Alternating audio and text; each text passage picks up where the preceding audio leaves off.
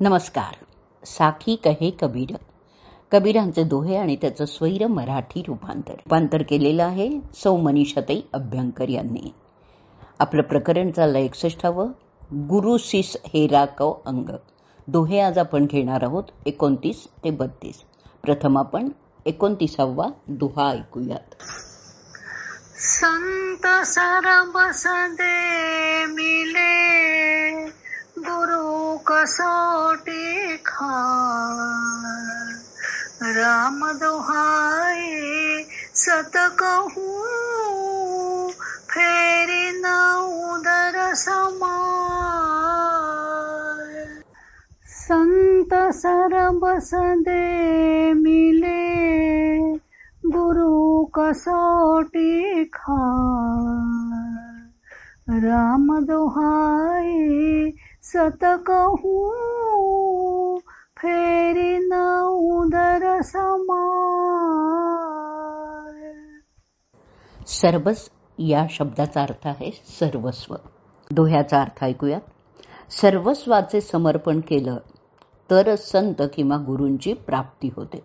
पण गुरु परीक्षा पाहतो. गुरूंच्या कसोटीवर शिष्य खरा ठरला पाहिजे. मी परमात्मा रामाची शपथ घेऊन सांगतो की असा जिज्ञासू शिष्य पुन्हा कधीही आईच्या गर्भात येत नाही. म्हणजेच तो जन्म मरणाच्या बंधातून मुक्त होतो. संतांना किंवा सद्गुरूंना सर्वस्वाचं समर्पण करावं. मग आता सर्वस्व म्हणजे काय हो? तर केवळ तन, धन किंवा मन संतांना किंवा गुरूंना समर्पित करायचं आहे. मन म्हणजे माझं तुझं करणारा अहंकार सद्गुरूंना समर्पण करायचा. कारण अहंकारच सर्व समस्यांचं मूळ आहे.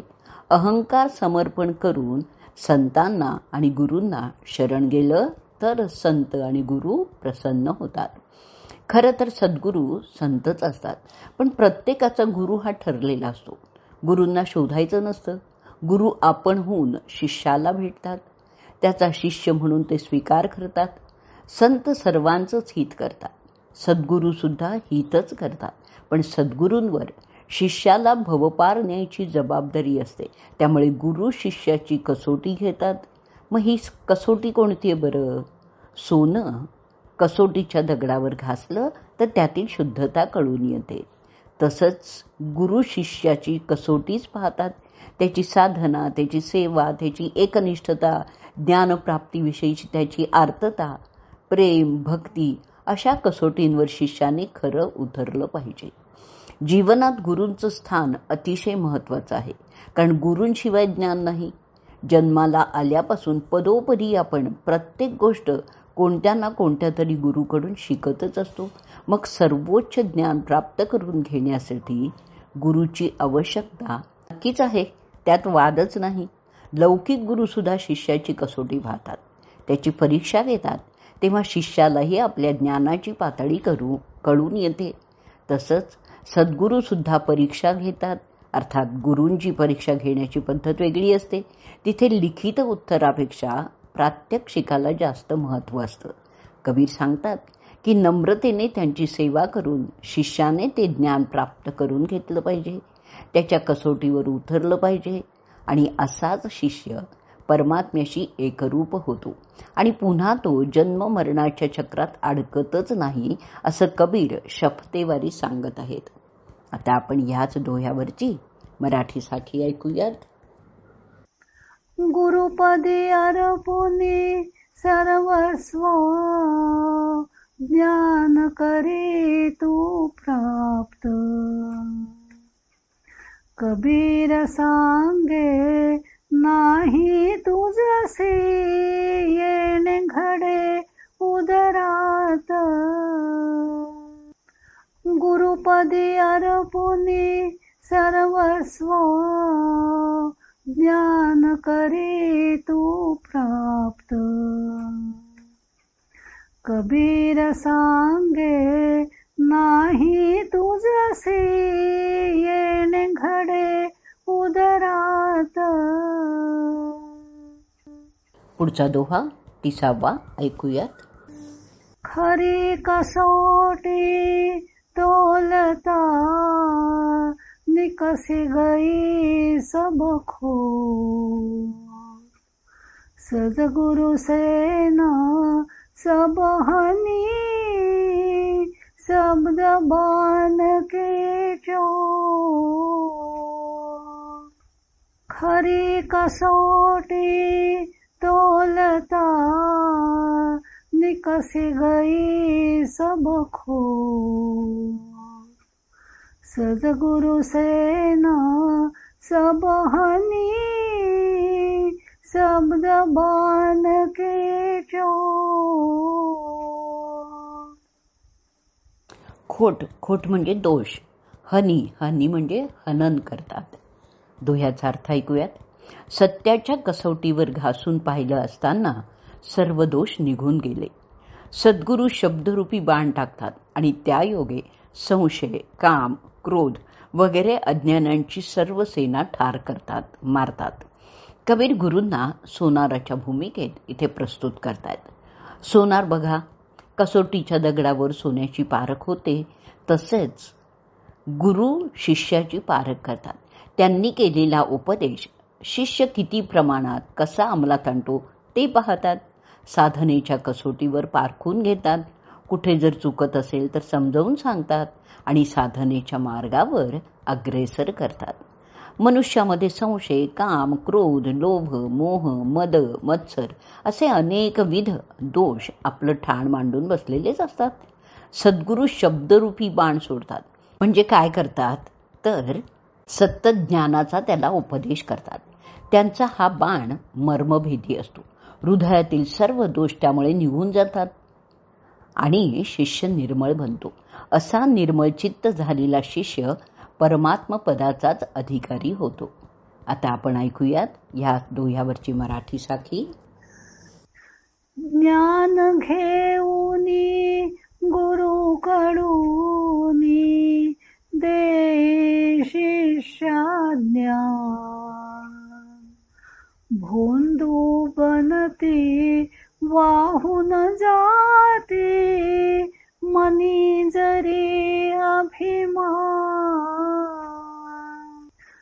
ज्ञान घेऊनी गुरु कडूनी, दे शिष्याज्ञा. भोंदू बनती वाहून जाती, मनी जरी अभिमान. पुढचा दोहा ऐकूयात. 31वा. तीर्थ नाय एक फल, साधु मिले फल चार. सतगुरु मिले अनेक फल, कहे कबीर विचार. तीर्थ नाय एक फल, साधु मिले फल चार. सतगुरु मिले अनेक फल, कहे कबीर विचार. कबीर म्हणतात की तीर्थक्षेत्री स्नान केल्याने शारीरिक शुद्धी हे एकच फळ मिळतं, पण संतांच्या संगतीत धर्म, अर्थ, काम, मोक्ष ही 4 फळं मिळतात. पण जर सद्गुरू भेटले तर अनेक फळं प्राप्त होतात. धर्मशास्त्रात तीर्थांचा खूप प्रकारे महिमा गायलेला आहे. प्रयागादी तीर्थक्षेत्री स्नान केल्यामुळे शरीर शुद्ध होतं, मनुष्य निष्पाप होतो. हे तीर्थांचं फळ आहे. परंतु प्रयाग क्षेत्री मनुष्याची पापं अक्षयवटावर जाऊन बसतात आणि पुन्हा मनुष्य स्नान करून बाहेर आला की त्याच्या मानगुटीवर बसतात. म्हणजेच तीर्थक्षेत्री असेपर्यंत मनुष्याच्या मनात पाप विचार येणार नाहीत, पण ते स्थान सोडताच पुन्हा पहिले पाढे 55. संतांच्या सहवासात राहिलं तर 4 फळं मिळतात असं कबीर सांगतायत. 4 फळं म्हणजे कोणती? धर्म, अर्थ, काम आणि मोक्ष, किंवा जास्त फळं प्राप्त होतात. मनुष्याला आचरण कसं करावं, निसंगपणे कसं राहावं वगैरे गोष्टी कळून येतात. परंतु सद्गुरू प्राप्त झाले तर मात्र अनंत फलप्राप्ती होते. शिष्य अनंताशी एकरूप होतो. आता आपण ह्याच दोह्यावरची मराठी साखी ऐकूयात. तीर्थस्नाने मिळे फळ संत भेटताच्या, सद्गुरु मिळता फळे अनेक ती सांगे कबीर विचार. तीर्थस्नाने मिळे फळ संत भेटताच्या, सद्गुरु मिळता फळे अनेक ती सांगे कबीर विचार. पुढचा दोहा ऐकूयात. 32वा. गुरु सो ज्ञान जुली जिये, शीस दीजिए दान. बहुत कभोंदू बहि गए, राखी जीव अभिमान. गुरु सो ज्ञान जुली जिए, शीस दीजिए दान.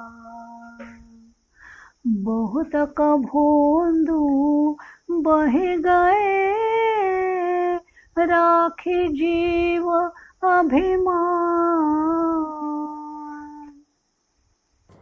अर्थ ऐकूयात. गुरूंना मस्तक अर्पण करून त्यांच्याकडून ज्ञान मिळवा. परंतु जे शिष्य अभिमान राखून ठेवतात असे भोंदू प्रवाह पतितच होतात. गुरु परंपरेमुळे ज्ञानाचा ओघ सतत वाहत राहतो. एका पिढीकडून दुसऱ्या पिढीला ज्ञानप्राप्ती होत राहते. म्हणून भारतामध्ये गुरु परंपरा सर्वतोपरी मानलेली आहे. गुरूंकडून ज्ञान प्राप्त करून घ्यायचं आणि ते शिष्याला निरभिमानपणे द्यायचं. पण गुरूंकडून ज्ञान कसं प्राप्त करून घ्यायचं तर कबीर इथे सांगतायत, नित्य मस्तक अर्पण करण्याची भाषा ते वापरतायत. मस्तक अर्पण करायचं म्हणजे आपला सगळा अहंकार गुरुचरणी समर्पित करायचा. असं समर्पण असेल तरच तो खरा शिष्य ठरतो. परंतु शिष्य दर्पणला पण अहंकार नाही गेला तर तो खरा शिष्यच नाही. असा शिष्य हा भोंदू शिष्य आहे. तो भवसागरात वाहून जाणारच. आता आपण ह्याच दोह्यावरची मराठी साखी ऐकूयात आणि या साखीबरोबर आजचा भाग आपण इथे संपवूयात. ज्ञान घेऊनी गुरुकडूनी, दे शिष्या ज्ञान. भोंदू बनती वाहून जाती, मनी जरी अभिमान. ज्ञान घेऊनी गुरुकडूनी, दे शिष्या ज्ञान. भोंदू बनती वाहून जाती,